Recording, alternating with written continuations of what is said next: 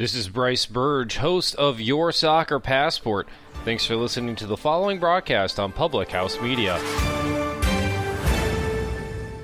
This is Ryan Pierce, host of Completely Serious here on Public House Media. Thanks for listening to the following broadcast on Public House Media. Once you're done with this episode, I hope you'll come check out my show, Completely Serious, where we talk about sports and have fun with great guests. Don't forget to subscribe on iTunes so you'll never miss an episode of Completely Serious. Thanks again for checking out the following broadcast on Public House Media.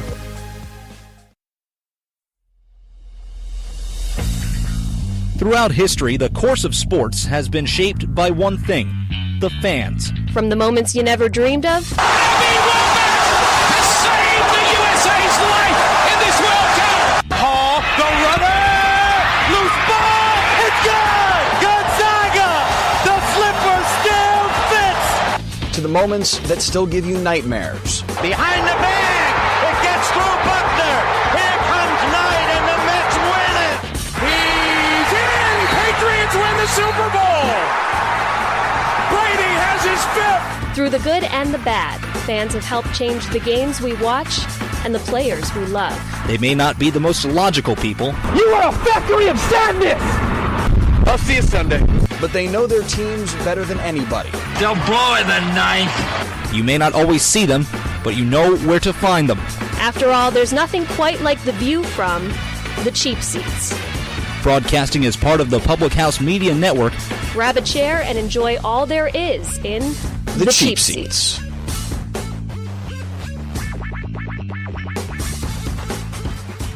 Oh man, we are ready and raring to go here in the cheap seats on this Monday, September 10th. Your first Monday morning quarterback of the year. Have you freaked out? Is your season over? Are you done? Is your head are you hurting right now? Is your head in the freezer because you drunk yourself into oblivion after your terrible team over the weekend? I know. You must be a Giants fan.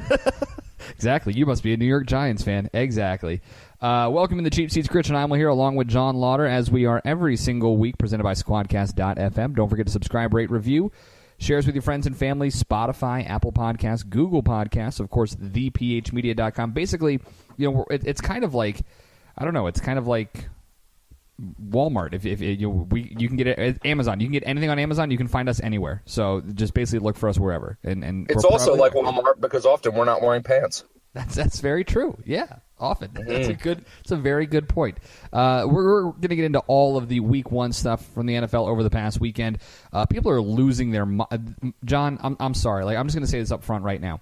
Week 1 in the NFL is Week 5 in the preseason. If you're really taking your entire season based off of this past weekend, just go home. Just stop.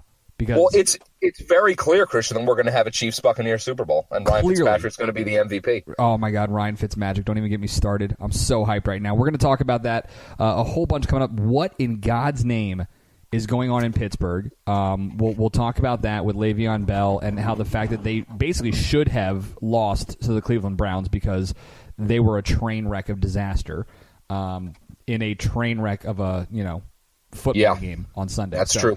We'll touch on all that. We'll also talk college football, the Heisman hype 2 weeks in. I don't care. I'm all on the bandwagon of a specific guy who plays in Ohio, and we'll talk about that in a little bit. But first, Ohio? Yeah, exactly. But first, we'll talk about this real quick, John. There's a lot going on. This weekend, of course, was the first full weekend of football, but there was so much more being discussed, and a lot of it, the biggest headline outside of football probably came from Flushing, Queens in the U.S. Open, the final of the Women's U.S. Open on Saturday, where Serena Williams lost in straight sets, 6-2, 6-4, if I remember correctly. And her, I guess, meltdown, if you want to call it that, overshadowed Naomi Osaka, the first Japanese female tennis player ever to win a Grand Slam, and it's still being talked about today. Now, look, I really do not like tennis. I'll be very upfront about that, and this makes me not like it even more. The fact that you're not allowed for your coach to give you a couple of hand signals on the sideline is embarrassing. It's ridiculous. It makes absolutely no sense in any way, shape, or form. Now, look, Serena did lose her marbles. There's no doubt about that. Yeah. But this judge, stop it. Stop it with all these rules and oh God, it's so dumb. And it overshadowed the thing completely, and it made it a sham. And you feel bad for Osaka, but I'm sorry, the whole women's side now is a sham because of what happened. And it will always taint her first major win. It just will, and that's terrible. Right. And listen, I mean, I've watched the video countless of times, and I really don't know where, look, I get it. The issue about it is, I think what's become overwhelming, the overwhelming issue about it is the fact that Serena and basically a number of others have started to claim sexism on the part of the umpire who assessed Serena these penalties. And when you look at it in terms of historical context, they might be right with regards to this, because as you go through, so Serena received 3 separate code violations. The first was for the coaching gestures from her coach. I'm going to butcher this last name, Patrick Mouratoglou. Something like that, yeah. Yeah, something like that. Who, by the way, again, you're not allowed to do it, which I agree. It's a little ridiculous that your coach isn't allowed to coach you during your match, which is weird. But so not allowed to do that. Coach then admits to doing that in an interview afterwards. So, okay, I guess she was receiving coaching, even though she kept screaming that she wasn't, that she's not a cheater. So that's one code violation, which is just a warning. Number 2 is she smashes her racket. That's a point penalty. She loses the point that she's currently playing. The third code violation, which came from her screaming at the chair umpire, calling him a liar and a thief, that resulted in a game violation. She loses an entire game, and basically in the second set, she goes down 6-3, or excuse me, she goes down 4-2, I believe, or 4-3, whatever it was in the second set, goes on and loses in straight sets. So by the letter of the law, John, the umpire was correct in assessing these penalties to her. Where it gets weird and where it becomes a little gray area is the fact that you have people like Chris Everett, you have people like Billie Jean King coming to her defense saying a man would never be penalized that way, especially, and then claiming John McEnroe, Jimmy Connors. Yes, but John McEnroe, Jimmy Connors played in the 80s, and rules have changed so much in the 30 years. But then Andy Roddick is where it really kind of gets a little bit unfortunate in the fact that Andy Roddick, the former U.S. men's tennis player, said, "I've regrettably said a lot worse to umpires and never received a violation." So as much as, you know, it looks bad for Serena Williams, it looks bad for the sport of tennis, you kind of almost can't turn a blind eye to this idea that sexism might exist. Oh, there's no doubt that sexism exists, but I mean... And remember, the other thing, she was fined $17,000, Serena Williams, for her violations, by the way, on Correct. Sunday. Fined $17,000 for that. So, I mean, but for her, Christian, that's like, you know, that's nothing. I mean, right. But and again, this doesn't help when in the same exact tournament, just a couple weeks ago in the U.S. Open, you had another female tennis player, and the name's escaping me right now. She was given a code violation for fixing her shirt because women aren't allowed to change their shirts in the middle of matches, but men are allowed to just walk around bare-chested apparently and change their shirts as well. Correct. And then you also had a judge giving, oh God, what's his name? Giving, oh man, that crazy guy, advice during the match. What is his name? Oh God. Which one? I'm losing my mind. There's a lot of crazy ones. I know. Novak, Rafael, Federer. It was the guy that was playing Federer. Oh yeah, then it's nobody essentially in that sense. I mean, he beat him, I believe so, but yeah, he did. I mean, it's just I kind of, when you look at the history of it, it's interesting. I kind of agree with Serena Williams. Now listen, watching it, as soon as she went in the press conference saying I'm fighting for women's rights, I'm like, okay, in that moment, yes, but that's not why you're playing tennis. You're playing tennis because that's, you know, your career. But it was just very, very strange and very, very unfortunate and kind of really a black eye on tennis. And like we mentioned before, takes away from Naomi Osaka her first ever Grand Slam, the first ever Japanese woman to win a Grand Slam. That's what should be being celebrated here, not the fact that we're talking about did Serena Williams literally lose her marbles? Oh, for sure. The whole thing is just so bizarre. I mean, it really was a very strange tournament all the way around. Just very weird. You know, obviously, the whole thing was just very, very strange. I mean, you got to give Novak Djokovic credit for winning on the men's side, and of course Osaka on the other side. But just a very strange strange situation. Very weird. And that's not the only weird situation. I don't know if you call this weird, but a situation that has been in the forefront and has only been escalated. We knew it was going to be during week 1 in the NFL with regards to the anthem policy, and we'll touch on that later on in the show when we talk NFL. But, John, I know you saw it. I mean, my phone blew up on Monday night last week when Nike dropped its new ad for the 30th anniversary of Just Do It with Colin Kaepernick saying, believe in something even if it means sacrificing everything. And I thought the still image was great. And then over the weekend, John, I don't know if you have, I'm sure you've seen it, but the actual video commercial, and Nike lost me with the video commercial. I thought the still image was great, but as soon as I saw the video, I was like, all right, you kind of lost me here, Nike. To be honest with you, Christian, I don't care about this anymore. I'm tired of Kaepernick. I'm tired of the kneeling thing. I'm sick of it. Okay. Kaepernick is doing a smart thing here. He's capitalizing on his situation. He's never going to make another dime in the NFL. We all know that. Yep. So he's making money elsewhere, and I don't fault him for that. And everybody was freaking out saying, Nike's a disaster. They're going to lose all their money.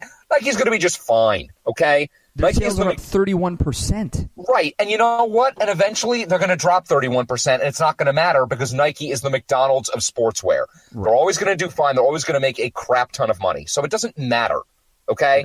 I'm tired of Colin Kaepernick, okay? Do the stupid commercial, give him his money, and then just go away. Go away. I'm sick of you. I don't want to deal with it anymore. I'm tired of the discussion. I agree with you. The commercial lost me too. But even if the commercial was 100% brilliant, I just don't care. Go away. I'm going to say 3 things about this. There's a tremendous article on Slate.com by Christina Catarucci where she basically says that Nike had an opportunity here to really make a stand. Instead, they're capitalizing on Kaepernick's fame, giving Kaepernick an opportunity to continue to basically fund his own foundation, which is what he's done. And the main thing that I've applauded him for in all of this is the fact that his foundation, which teaches kids what their rights are when it comes to police officers, but also teaches them how to respect police officers as well and authority. Right. He funds that himself. He doesn't ask for donations. He doesn't do fundraising for that. So Nike, well, that is good, in a sense, is funding this foundation, number one. But there's a tremendous article about how Nike basically missed the boat and kind of diluted Kaepernick's message by not including in the commercial what Colin has been sacrificing or what Colin has done, not even putting in, instead they put in highlights of, LeBron when he was in high school, Serena Williams when she was a kid, and all that stuff, which, I don't care. It's Nike making money off of what they do. That's my first thing. My second thing is I was really a little bit perturbed because I don't like the idea of Colin making money off of this because it kind of almost dilutes his message. It kind of almost turns him into it's monetizing his martyrdom, which, is not the right way to go about this, especially when you have a grievance lawsuit against the NFL right now. So it kind of looks bad. The optics there are not great. And then the third thing, and the most interesting thing to me, John, the NFL is so concerned about this anthem policy that they're not even touching it for this year in 2018, yet they have an 8-year deal that they signed 4 months ago with Nike to do all their uniforms, to do all their apparel. Nike is the sponsor of the NFL, and yet they can't get Kaepernick. Like, it's unbelievable. It's amazing to me, the dichotomy of all of this. It's strange, it's weird, and a lot of it, honestly, just feels wrong to me for so much. The monetizing of his message, I don't really care. I get it. It's a profit. It's fine. It's whatever makes money. Nike's going to be just fine. Their stock is down less than 0.1% since this came out. Their stock, they're going to be just fine, like you said. It doesn't matter. But the strange part about this to me is the fact that the NFL, as concerned as they are over player images and not allowing their players to have a stance and not allowing their players to be activists, while they're on the field or anything like that, their own apparel contract, which they just signed like 5-6 months ago, that company is endorsing Colin Kaepernick's message, essentially. And that's just weird. Yeah. Bottom line is, Nike's going to be fine. NFL's going to be fine. Kaepernick's going to be fine. So I don't care anymore. I think that's kind of the majority consensus at this point. So let's just play football. How does that sound? Love it. All right, we'll talk football when we come back. We're going to head to the college gridiron. 2 top 25 upsets. More telling, Arizona State or Kentucky in their victories over their programs. Also, I'm sure John is going to give me crap over my Notre Dame Fighting Irish and how terrible they were over the weekend. But we'll also talk Heisman favorites. I don't care that it's week 2. I love talking Heisman candidacy because I think it's the best thing you could possibly do in college football outside of the playoffs. And considering that nobody really played anybody this week, that's all we're going to talk about. It's coming up next. Plus, the playoffs are already set up. That's true. They're already set up. No. Yeah, exactly. Already done. We'll talk about all that coming up. You're in the cheap seats here on the Public House Media Network. I'm the Greg. And I am Dave Show. We host the Greg and Dave Show on Public House Media. Thanks for listening to the following broadcast on Public House Media. Once you're done with this episode, I hope you'll come check out our show, The Greg and Dave Show, where we talk about strange, bizarre, and sometimes just downright quirky news stories that you may not have heard about. A new show comes out every Wednesday. Be sure to subscribe on iTunes. And hey, thanks for listening to the following broadcast on Public House Media. Hi, this is Emily. This is Lindsay.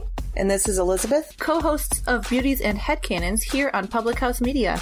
Thanks for listening to the following broadcast on Public House Media. Once you are done with this episode, we hope you'll come check out our show, Beauties and Headcanons, where we talk nerdy to you about fandoms, fan fiction, and all pop culture for nerds that you can think of.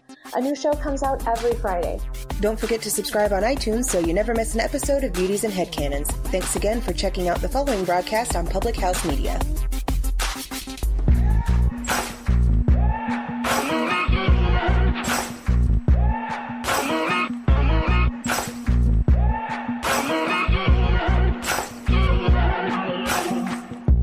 Maybe I'm foolish, maybe I'm blind, thinking I can see through this and see what's behind. Got no way to prove. And we're back here inside the cheap seats on the Public House Media Network on this Monday, September 10th, 2018. Oh, football is in full effect, and it is so beautiful. It just makes me want to cry. Big, big, big tears. Because it's just so beautiful. College football, we are through 2 weeks in college. And, yeah, basically the top 4 teams are, what a shocker, Alabama, Clemson, Georgia, and Ohio State. They are so much more superior. You know what? All right, I'm going to throw Oklahoma in there because I do think they're right there, good, too. Those are by far the 5 best teams, and I don't even think it's close between any of the other ones. You've got Wisconsin, Auburn, Notre Dame, Stanford, Washington, rounding out the rest of the top 10. I don't think any of them are all that impressive. You know, Stanford's in the Pac-12. It's not that good. Washington's already lost once.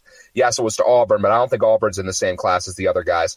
Wisconsin never wins the really, really big game when they need it, and Notre Dame has not played great in either of their 2 games and looked terrible against Ball State. They do not have a quarterback that's good enough to win a national championship. Brandon Wimbush is not the answer, period. He's not.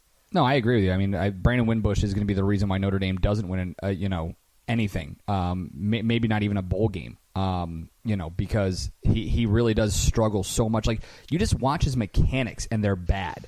Now, listen, I'm not a quarterback coach. I never played quarterback, but, I mean, you can you just watch and you see guys who have bad mechanics, and Brandon Wimbush has very bad mechanics. But, fortunately for them, they played Ball State at home, and that's really all that mattered. It's going to get difficult for Notre Dame because what do they have coming up? They've got, let's see here, Vanderbilt, yawn at home, at Wake Forest, and then Stanford in 3 weeks. So, and then it gets really, really weird for them. Stanford, Virginia Tech, Navy will be a tough game for them as always. So, they're going to have to figure it out very, very soon. But fortunately for them, they haven't really played, they played Michigan, and Michigan is just awful. So, that's their big note right there, the big check mark. Against a, right.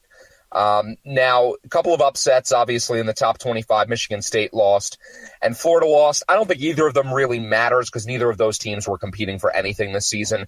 I think I'm more impressed with Arizona State because I didn't know what to expect with them, with Herm Edwards, who was clearly not a college football coach. Nope. And they're so weirdly run there. He's almost like a Donald Trump presidency, and everybody else below him is doing all the work. It's very weird. He's basically just there to be like, you pay to win the game, and I'm Herm Edwards, and I'm just so awesome. And that's literally what I just said is all he says every single day. But Arizona State's 2-0. I do think Michigan State's a better team than Florida, so I guess Arizona State a little bit more impressive than Kentucky. But Kentucky had not beaten Florida in 31 years, so we got to give them props as well. Game in how long? Oh, since the last time John Calipari didn't cheat. Probably true. So it'd been a while since Kentucky won a road game, and then to do it against Florida is even better. Arizona State was at home when they played Michigan State, so that's always helpful when you're there. That being said, I watched a little bit of that game, and I like Manny Wilkins, their quarterback, a lot. I just like the way he seems to be, and Herm's never been known for having great quarterbacks when he coached in the NFL, but this is a guy who's, got some pretty solid talent on him. And now we'll see what happens when they've got, they got to go on the road and play Washington in 2 weeks, or USC later on in the year, or Oregon or whatever. But I would say I was more impressed. I think I kind of agree. I was more impressed with Arizona than I was Kentucky, even though Kentucky, like you said, hadn't beaten Florida literally since like the Reagan administration. So, right. Out of the top 5 teams, who impressed you the most so far through 2 weeks? Oh, geez. It's kind of hard because, I don't want to say the team impressed me the most, but there is a player who has impressed me the most in that top 5, and that is Dwayne Haskins, the quarterback at Oregon. I was going to say Ohio that. State. He's my front runner for the Heisman right now. Oh, yeah. I'm all in on Dwayne Haskins. I love this kid. I mean, granted, listen, they've played Oregon State and Rutgers, and they beat them by a combined score of 129-34. Now, basically what that means is they gave up 31 points to Oregon State, and they just allowed Rutgers a courtesy field goal.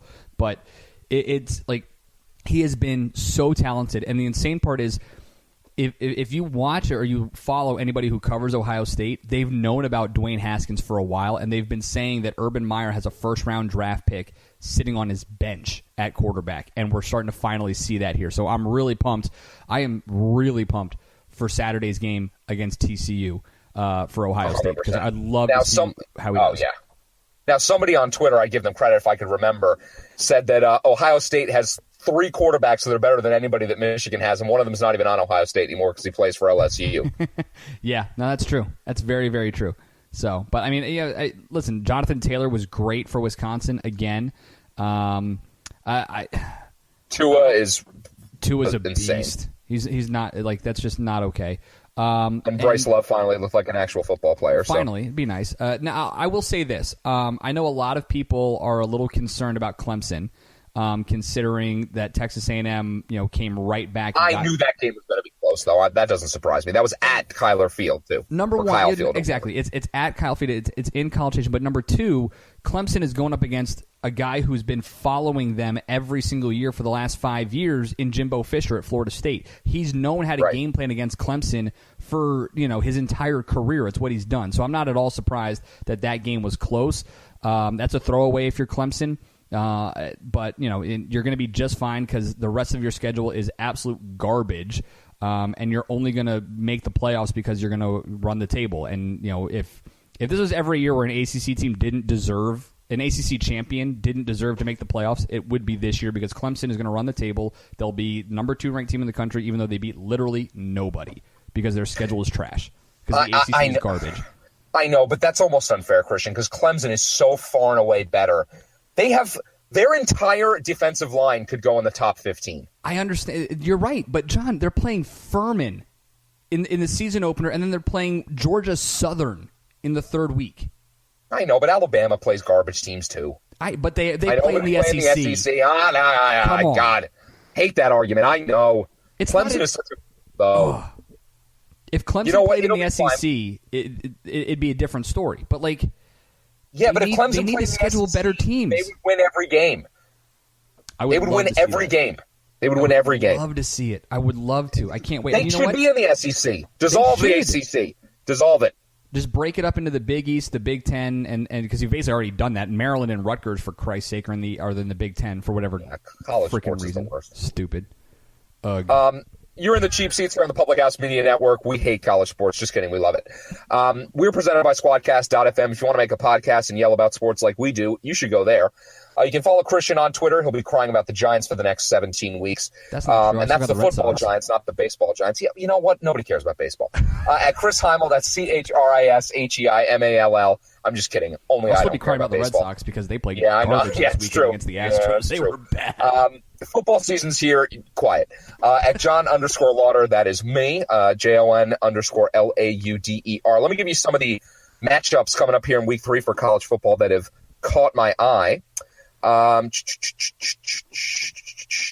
LSU at Auburn. Oh, yeah, at 3:30. That's going to be beastly. Boise State at Oklahoma State should be a good one, too. That's at Boone Pickens Stadium, one of the greatest names ever in the history of the universe. And then I think the game of the day, as good as LSU and Auburn should be, though I think Auburn's going to smack them around because I don't think LSU's that good. I just think Miami was that bad. The game I'm looking forward to most is the one you already talked about. Ohio State TCU is going to be beastly in Arlington. Yeah. I do think Ohio State wins, but TCU is a really good team. I like Robinson at quarterback, and their head coach, for some reason his name is escaping me, is perpetually one of the most – Gary Patterson is one of the most underrated coaches in the country. That should be a fantastic game at 8 o'clock Saturday night. I'll give you a fun one to watch that it's not going to matter at all when it comes to the postseason. Don't you dare say Notre Dame. No, God, no. I'm not even going to watch Notre Dame on Saturday because no, you're not. Let's see. Hang on. They're playing Vanderbilt. Like I said, I'm not going to watch them anyway. I will. Let's be honest. Boise State at Okie State. Two top 25 teams. Two teams that like to run and gun. You're going to see high scoring offense there. I'm really pumped about it. So, yeah, I mean, 17th Boise State travels to Stillwater to take on the 24th ranked Cowboys. I like that a lot. And then if you want to see other guys in terms of like the Heisman, race, a guy that if he actually just focused on football, because he's a really good baseball player too, if he actually focused on football, would, in my opinion, be the Heisman Trophy winner, and that's Kyler Murray at Oklahoma. So watch him on the road at Iowa State. It's not going to mean anything because they're going to blow out Iowa State, but Kyler Murray is a lot of fun to watch, and it's just great to see these kind of two-way athletes because you don't see them much anymore. And I love watching this kid because he really improved as a baseball player in the spring. He went from hitting like 170, transfer was hitting 298 last year for Oklahoma. So, yeah, go watch that. And then, of course, you got the reigning national champions UCF taking on North Carolina. So you know it, baby. And I'm going to here's my my medium hot take before we wrap up this segment. One of these top 25 Pac-12 teams will lose on the road this weekend. USC at Texas, Washington at Utah, Arizona State at San Diego State. One of those 3 teams will lose. I don't know which one, but one of those 3 will lose this weekend. I'm telling you right now. I'm not sure which one. I'm leaning towards Arizona State at San Diego State, but one of those 3 is going to lose. Yeah, I'm leaning that to me. So yeah, like I said, Arizona State, the big win, their first road trip of the year, and they've got Washington on the road the following week. This is the quintessential trap game. So yeah, I'll go Arizona State loses. I'll take that. Sounds good to me, too. All right, we're done with college. It's on to the pros coming up here inside the cheap seats. Crazy first week in the NFL. Like we said at the beginning of the show, it's so clear now that the Buccaneers and the Chiefs will meet in the Super Bowl. What a tremendous game that will be. Oh, it's going to be glorious. So we'll talk some NFL coming up. And then in our last segment, we'll do a little Monday Night Football and preview. And some Mojo Monday. There's 2 games coming up tonight, so we got plenty more to talk about here inside the cheap seats on the Public House Media Network, presented by Squadcast.fm. This is Kim Meyer, the host of Choose to Rise here on Public House Media. Thanks for listening to the following broadcast on Public House Media. Once you're done with this episode, I hope you'll come check out my show, Choose to Rise, where we talk about living with positive mindsets, how to increase our confidence, building our faith, and living out our life on purpose.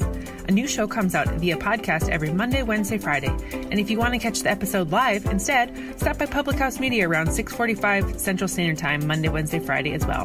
Don't forget to subscribe on iTunes so you'll never miss an episode of Choose to Rise. Thanks again for checking out the following broadcast on Public House Media.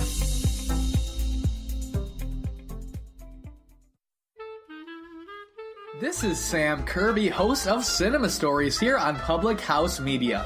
Thank you for tuning into the following broadcast here on Public House Media.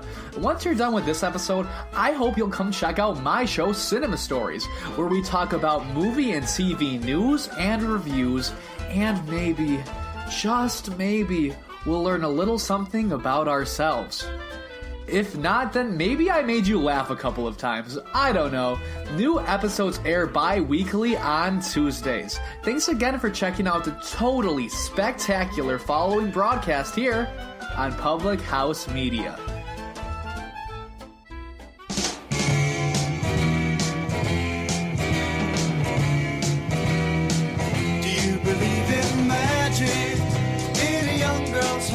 Oh, do you believe in it, Johnny? Do you believe in Fitzmagic?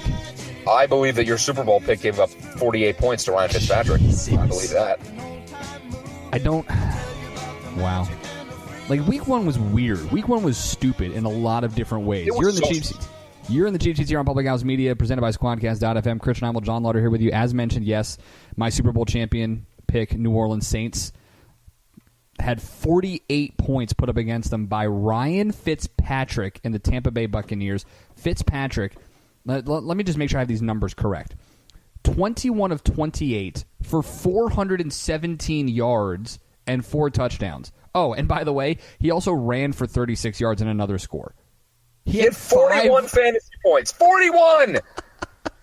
He had 5 of the team's, 7 touchdowns? 6 touchdowns? That's unnecessary. Very. Oh, my God. That's by far the biggest shock of the weekend, by far. Easily. Now, you look at some of these other games. A close second was Pittsburgh tying with Cleveland. Oh, Pittsburgh is such a joke. They listen, dude. You want to talk about a team that is in that you clearly know who the best player on that team is.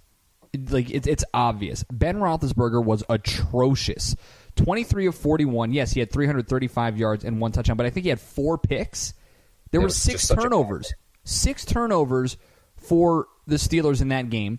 The Browns only had 1 turnover, and it was a late Tyrod Taylor interception as basically the regulation was expiring.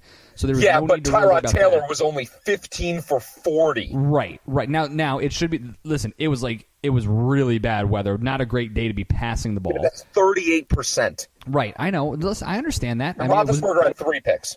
Yes. It was not okay. It's 3 picks. It was not a great day to be throwing the ball, and that's one of my problems here. When you look at the game planning of both Hugh Jackson and Mike Tomlin, you just scratch your head like crazy. First off, you've got Carlos Hyde, Duke Johnson, and Nick Chubb, and I think you ran the ball if you were Cleveland between those 3 guys and Tyrod Taylor, by the way.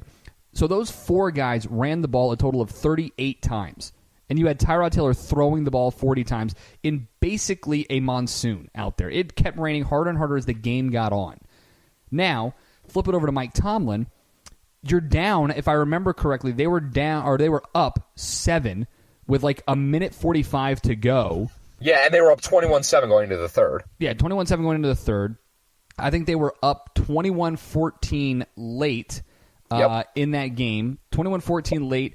And instead of, being smart and running the clock with James Conner, who had 130 yards heading into the fourth quarter, or late in the fourth quarter, when all of last year as a rookie, he had 144 yards in the entire season.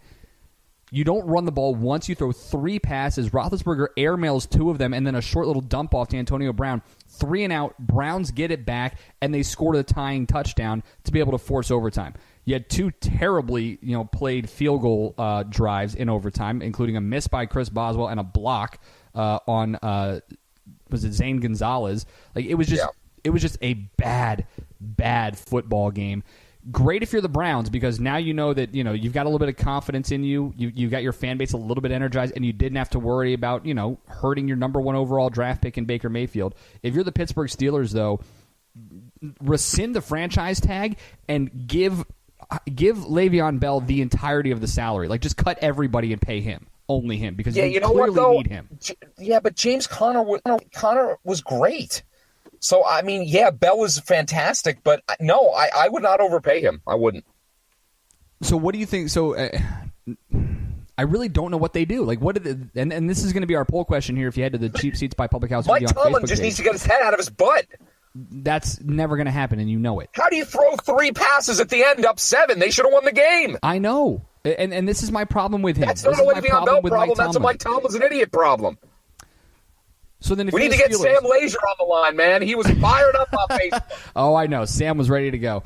If you're the Steelers, what do you do here? Because there's been a lot of talk about this, and this is just a situation that has gotten way too out of control, and it should never have gotten to this point because the Steelers, you talk about Mike Tomlin needing to get his head out of his butt. How about the Steelers front office? You've got the best running back in the game, and you franchise tagged him 2 years in a row, and you're not going to pay him what he's worth. You've basically now put yourself in a position where Le'Veon Bell might sit out the entirety of the year which he really would be the dumbest move. As long as he has to report by week 11 if he wants to remain an unrestricted free agent at the end of this year. If he doesn't, then he's got some issues.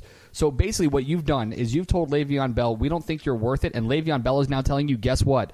You're done. This is the last time that you have an opportunity to see me in your uniform, and he will not be with the Steelers next year. I know that for a fact. Where he goes, I don't know. But if you're the Steelers right now, John, this is what you do. You start calling up all 31 teams and going, what is it going to take for you to take Le'Veon Bell right now? Because you need to get something in return for this guy. Well, the Jets will give them something, I think. But anyway, that brings us to the poll question here. Make sure you go to the Cheap Seats by Public House Media Facebook page and to the poll question, not the full. The poll question. That's what it be. Should the Steelers do something with Le'Veon Bell or do absolutely nothing? So they can either trade or rescind the tag, or should they do absolutely nothing? I believe they should do absolutely nothing. Unless they can trade him for something commensurate with his value. If you can get, a number one pick, awesome. If all you're getting is a third-round pick, whatever. Because the problem is they don't know what his value is, because if they did, they would have paid him that. I think they know his value is enough to get a pick in the first or second round. Then why? That's what I'm saying. Why not go out there and? Yeah, they should be. I agree. They should be calling people trade and saying, listen, we'll take a 1 and a 3 for Le'Veon Bell right now. Yeah. And there's no reason to think the Jets won't do that. There's no reason to think that, I don't know, who else could possibly who else needs a running back right now that's what they're missing to be a champion. Philadelphia could use a running back. The Eagles, Green Bay, maybe. Oh, would you take Le'Veon Bell as a Packers fan? Yeah, of course. Exactly. There are a lot of teams. So Pittsburgh, in my opinion, should be doing whatever it takes to trade Le'Veon Bell. Don't rescind the franchise tag. Don't try to re-sign him, but you need to trade him because you won't even get a chance to talk to him in the offseason. You've already burned this bridge. You might as well try to get something out of it. 100%. Looking at some of these other games, this was a week of weird football. The 49ers looked like trash. Baltimore looked like a world beater, but that's because Buffalo really should be playing college football, not professional. And by the way, with regards to the Bills, I'm not saying Colin Kaepernick is an NFL quarterback, but I know Nathan Peterman isn't. I could have been in there and played better than Nathan Peterman. He had a 0 quarterback rating, a 0! Josh Allen, what did Josh Allen do in that game? Because he came in late in the third quarter, I think. He was 6 for 15 for 74 yards. And Nathan Peterman was 5 for 18 for 24 yards. They combined, Christian, to go 11 for 33, 70 yards, no touchdowns, 2 picks. Their quarterback rating was a 17.1. Oh, my God. And this is the team that gave up Tyrod Taylor, right? They didn't think Tyrod Taylor was good enough for them.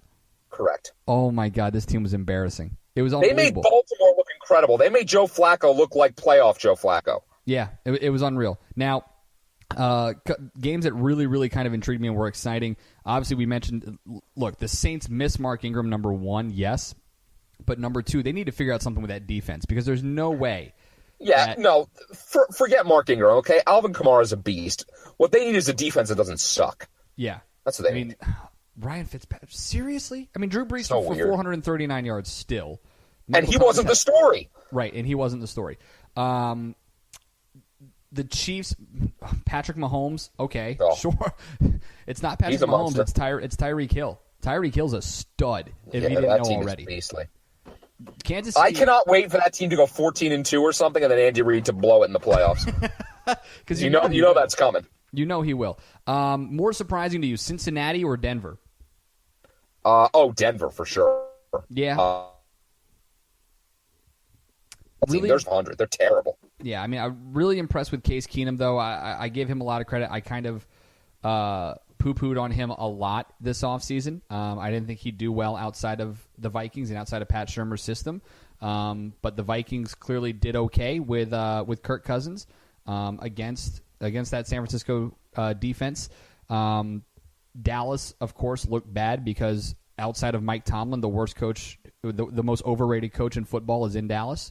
And without Travis Frederick, that offensive line is just not the same. They're just they're a mess. And it's really unfortunate with Travis Frederick. It's really unfortunate with him. I mean, I'm not a Cowboys fan, but that just makes me feel sick. Yeah, for sure. I mean, Philadelphia, of course, squeaked it out on Thursday night. Didn't get a chance to talk about that, but that was just an awful football game. Were there 36 penalties or something like that? Yeah, 26. So bad. Nick Foles is whatever. They just need Carson Wentz to get back. But anyway, Minnesota I thought looked impressive. Cincinnati, even though I know Indianapolis is not a great football team, I thought Indy would win this game. But Andy Dalton completing 75% of his passes. He looks pretty good. Joe Mixon, despite being a woman beater, looked pretty good out there. Yeah. With regards to this real quick, Luck played well, and the Colts would have probably they would have had a better chance if Jack Doyle didn't, fumble the football with 30 seconds left in the game. They could have at least gotten down there and maybe scored a touchdown. I don't know if they would have won the game. They were down 27-23 at that point, I think. But it would have at least given them an opportunity. So Luck played well, and I think that was the important part if you're a Colts fan. Luck played well. If you're a Texans fan, Deshaun Watson looked good. If you're a Packers fan, I thought Aaron Rodgers, looked like Aaron Rodgers, which is important, obviously. So, I mean, that was kind of the big story for me when I look at some of these games is which guys returning from injury look good. I mean, even Dalvin Cook looked okay, for the Vikings. So there's a lot of things on there. And the Redskins won a game on the road, and Alex Smith had a 118 quarterback rating. Oh, my God. And Adrian Peterson had almost 100 yards on the ground. Yeah, it's amazing what happens when you get into a system that actually utilizes you. And I didn't think Peterson was used correctly in New Orleans or Arizona last year because New Orleans already knew they weren't going to use Adrian Peterson. And the Cardinals were just like, our season's over. Bruce Arians is gone. Let's just get to the end of the year where we can get, our boy back. So, 100%. Okay. It's nice to see this. Other than Tampa Bay, obviously, biggest week one surprise for you? I'm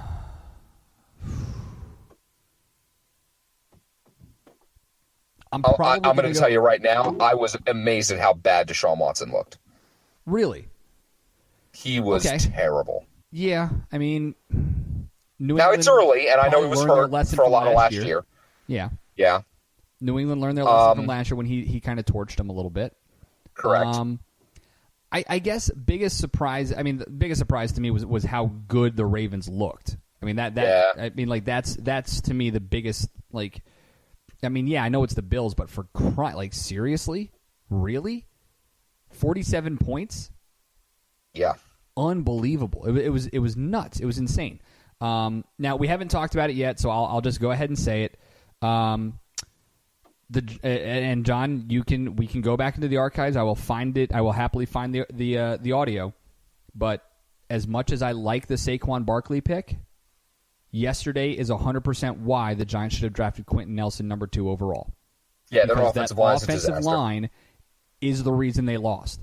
Eric Flowers is the reason Eli Manning threw a pick 6, and the Giants ended up losing that game. And if you draft Quentin Nelson, you move Eric Flowers the hell out of New York.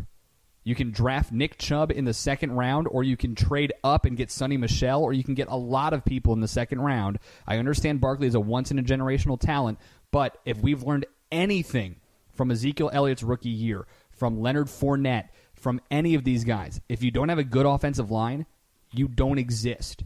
And the Giants, listen, Jalen Ramsey needs to go back and retract his GQ, interview because Eli kind of, he didn't torch just him, but Eli played pretty well despite, the interception and the loss, and Odell Beckham was Odell Beckham. Saquon Barkley was Saquon Barkley. It was a great showing for the Giants' skill players. The offensive line and the defense, though, garbage. Absolute garbage. Yeah, and you know what? Saquon Barkley, though, Christian, if not for that long run, would have only had 17 carries for 38 yards. So, Jacksonville played like garbage and still won. The Giants are a terrible football team. I'd be amazed if they win more than 6 games. They're awful. That offensive line is just so bad. I hate that offensive line so much. It's not even. They are terrible. But hey, we got 2 more games left tonight. We got 2 more. Yeah, exactly. 2 more. Excited. We'll take a break. When we come back tonight, Matt Stafford, Sam Darnold, Jared Goff, and Derek Carr all in action tonight. John Gruden, his first regular season game in a long time, and it's in prime time on Monday night. We'll touch on that, plus our Mojo Monday, all coming up. You're in the cheap seats here on the Public House Media Network. How's it going, everybody? This is Keith. And Katie, host of Coffee with Keith and Katie, here on Public House Media. Thanks for listening to the following broadcast on Public House Media. When you're done here, I hope you'll check out our show, Coffee with Keith and Katie, where we talk about our lives and relationship over a cup of coffee. A new episode airs on Facebook Live every Monday and Thursday at 7:30 p.m. Don't forget to subscribe on iTunes so you'll never miss an episode of Coffee with Keith and Katie. Thanks again for checking out the following broadcast on Public House Media. Hi, this is Baxter Colburn, host of the Verse of the Day podcast here on Public House Media. Once you're done with this episode, I hope you'll come check out my show, Verse of the Day, where we take a look at real-world experiences and applications to one Bible verse every Monday through Friday as we get an idea of what it looks like to be a little bit better of a Christian and how we can make this world a better place, one verse at a time. I hope you'll join me every single Monday through Friday right here on Public House Media. I hope you'll subscribe by going to Apple Podcasts or wherever you find good podcasts as well. Once again, thanks for tuning in to the following broadcast here on Public House Media.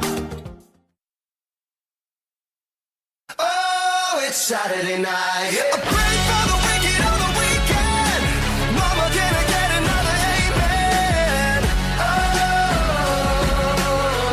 Oh, it's Saturday night. Swear to God, I ain't never gonna repent. Dun-na. I'm just doing the Monday Night Football. Dun-na. That's the only part I know. Here in the cheap seats here on the Public House Media Network, John Lauder, Christian Heimall with you. We got 2 more games tonight. Woo! The ESPN doubleheader, which is always so dumb, but they do it every year. By the way, we're presented by Squadcast.fm. You should check them out. You should also go to the Facebook page, the Cheap Seats by Public House Media. Vote on our poll question. Should the Steelers do something about Le'Veon Bell or just ignore him because he's the worst? Whatever. Now, sure. By the worst, I don't mean his talent on the field. I mean his attitude off of it, obviously. Yeah. So we're going to give you picks for these games. So if you want to gamble-wamble a little bit, you can do that. Yeah, still got some time. Yep, absolutely. Especially if you live in New Jersey like I do. I put the Packers 8-1 to win the Super Bowl. So the Borgata owes me $160 if it happens. We'll see. What were the so Giants? Anyway, Giants were like 20-1, I think, or 12-1. I don't know what it was. Yeah, well, whatever it was, you're not getting it, so don't worry about it. Yeah, I like my money too much. So yeah. So looking at these games, yeah, you've got the Lions hosting the Jets, and they are -6.5, and then you've got the Rams on the road to play the Grudens, and they are -4.5. I will let you pick first. Go for it. So I'm going to go with the late game first just because, I mean, the amount of money that they've doled out this offseason, if the Rams don't make the NFC Championship game, now listen, I have them losing to the Saints in the NFC Championship game, but this is the amount of money they've spent on the talent that they have, because it was rightfully spent. This team should absolutely blow the doors off of people, especially a Raiders team that, for whatever reason, decided it was smart to trade their best player. Not their best defensive player, their best player a week before the season. So I got the Rams covering this one. I think Jared Goff and Todd Gurley just go cuckoo nutso. And the Raiders have no earthly way of stopping them. Sorry, Gruden, you should have stayed in the booth because you're past your prime in terms of coaching, because you never actually had a prime in coaching. But we're going to get we talked about that last week. As for the Jets and the Lions, Matthew Stafford might go down, John, as the Dan Marino of this generation. His stats are ridiculous, but he will never have a ring to show for it. The Jets, I firmly believe this. The Jets are one of, if not the most intriguing, and their fan base is one of the most excited fan bases this year because of what they've done with Sam Darnold and how excited they all are.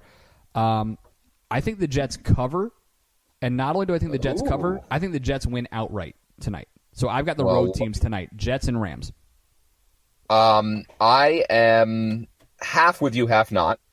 I wonder where you're going. Yeah. The Rams might beat the Raiders by 40. The Raiders are an awful football team. They are now the oldest team in the league. Other than Derek Carr, they have nothing to show for themselves. And John Gruden may be the biggest waste of money in the history of football. So I am definitely taking the Rams to win by 2 touchdowns at least. And I'm taking the Lions in the other game. I agree with you about Stafford. I don't think he's as good as Marino, but he's definitely going to have stats kind of like Marino without the ring. So I do like that sort of sort of description.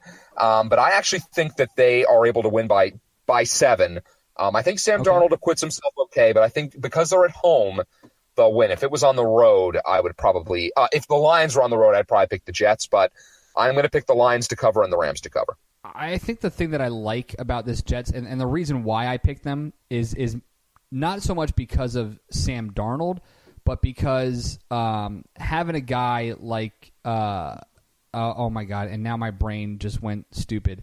Oh my God, they're running back. As I'm looking at the roster right now, literally in my face. The Jets? Yes, the Jets. Bilal Powell. Yes, Bilal Powell. Having him as someone who can also catch the ball out of the backfield, I think is just it's a safety net for Darnold. And in his first game, I think that'll be huge. I think they'll be conservative, and sometimes that can be a good thing, especially in a domed atmosphere where you're not going to have to worry about any of those wonderful things whatsoever. So nice. I like your picks. Let's get to Mojo Monday here before we finish this thing out. Mine's going to be real simple. It's bad mojo for the NFL. You know what? You might as well just wrap all these quarterbacks in bubble wrap and stick a bow on them because you can't even touch these guys anymore. Now, apparently, you're supposed to push them down and then levitate over them once you've sacked them. You're not allowed to drive your body into them. You really can't even touch them. You're supposed to just tap them with your pinky finger, and they're just supposed to fall over. I forget what player it was. I think it was Grady Jarrett of the Falcons. Well, I'm pretty sure that's who it was. In the Philadelphia-Atlanta game, sacked Nick Foles, and because he put too much pressure on him, they gave him a roughing the passer penalty. Yeah. I'm sick of it. I know the quarterbacks are the most important player on the field. I get that. I get that they sell tickets. They drive the NFL. I understand that. But you've got to let defensive players play the damn game, okay? As long as they're not breaking their ankles or slamming their heads into the turf, you got to let them play football. Bad mojo on the NFL. These rules are driving me insane, and they're just driving me crazy. So that's my bad mojo, and I have nothing else to say. They're trying too hard, and I don't disagree with you. Okay, my bad mojo, John. This is one of the most bizarre, ridiculous, and just petty, stupid things I've ever seen in my life. For those of you who maybe didn't see it last week, this was on I believe it was Tuesday, excuse me. So Thursday, actually, Katie Strang of The Athletic reported that Detroit Tigers TV broadcasters on Fox Sports Detroit, Rod Allen and Mario Impemba, were going to be suspended for the rest of the season, rest of 2018, because they got into a physical altercation after a game on Tuesday. Tuesday of last week, they got into a physical altercation, had to be separated by a third party. It resulted in their absence on Wednesday's game. They were sent home, but Fox Sports Detroit was careful to make sure they weren't traveling together on their way back to Detroit. They have opposing personalities and broadcast styles, and sometimes it makes for obviously interesting stuff. Apparently, there was this simmering tension between the two of them. So they've been suspended for the rest of the year, it was announced. Fox Sports Detroit sent out a tweet on Friday. After speaking with all involved parties, Fox Sports Detroit has decided not to schedule Rod Allen and Mario Impemba for any future Tigers telecast this season. Since this is an internal matter, we will have no further comment. So no idea if they're actually suspended, if they'll be paid or not, whatever. All we know is that their two main guys, their play-by-play and color guys, are not going to be around for the rest of the year. Here's what's interesting, John. WDIV in New York provided in Detroit provided some interesting little insight as to what happened. Sources told Local 4 that Impemba left the broadcast booth at some point and Allen followed, assaulting Impemba from behind and choking him. The altercation was because of a disagreement over a chair in the booth. So weird. This is insane. But we don't know. Did someone take someone's chair? Did someone break someone's chair?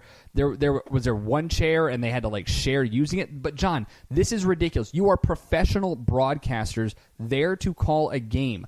Grow the hell up. Do your job, because you know what? You're getting paid to watch sports and talk about it. That is a freaking dream for countless of human beings, you and I included, to be able to do that. And the fact that you can't get over your own personal tensions, have a contract discussion with your agent, with the station. Say, I'm not coming back unless this guy's gone. Figure something out. Work with somebody else. Get over yourselves. Grow the hell up. I can't understand bad mojo on these two guys for even allowing this sort of thing to happen. That's embarrassing. It really is. I don't understand it. Ugh. Getting heated on a Monday. John, it's Monday. Like, we're already upset about the whole thing. It's a weird world. Yeah. So, all right, we got some fun games coming up tonight. We're happy to have you guys with us in the cheap seats as always. Didn't get to do this yet, so we got a couple minutes here, John. We talked a lot about the Pittsburgh Steelers and their atrocious, head coach, their ridiculous situation with Le'Veon Bell. I do want to make mention because I think it's kind of funny. The Friday guys, Jake and Matt, they're both, as they like to call themselves, Yinzers. They're both from Pittsburgh. Matt now lives in the Green Bay area, but they call themselves the C team, which is kind of funny. Like, I don't know if they're doing that on purpose. Like, does that mean we're the A team by default? I mean, look, I always consider myself the A team, even if I'm not. So, I mean, we don't have to go out and say it. Like, that's the nice part about you and I. I mean, like, I like self-deprecating humor, as much as the next person. But come on, Matt, Jake, come on, guys. It's not nice. Well, now you're just making it sound like we made you the C team. We didn't do any of that. Maybe it's C for celebratory or I don't know, cauliflower or something. The cauliflower team on Friday. I like that. I like that, the cauliflower team. Well, be sure to check out the cauliflower team on Fridays. You can also check out Max Wolpoff and myself this coming Wednesday as well. Don't forget to head to the Facebook page, Cheap Seats by Public House Media. Vote on the poll question. Should the Steelers do something about Le'Veon Bell, such as rescind the franchise tag or trade him? Or should they just sit back and do nothing and wait to get completely fleeced and be unfortunate losers in this whole marriage breakup? Don't forget to subscribe, rate, review. Find us on Spotify, Apple Podcasts, Google Podcasts, whatever. You can find John on Twitter at JON_LAUDER. You can find me at Chris Heimall, CHRISHEIMALL. Enjoy Monday night. You got the openers, doubleheader tonight. Jets, Lions, and of course Raiders and Rams. Going to be a fun week. We'll look forward to talking with you guys all about it next week as well in the Cheap Seats here, presented by Squadcast.fm on the Public House Media Network. For John, I'm Christian. We'll see you next week in the Cheap Seats.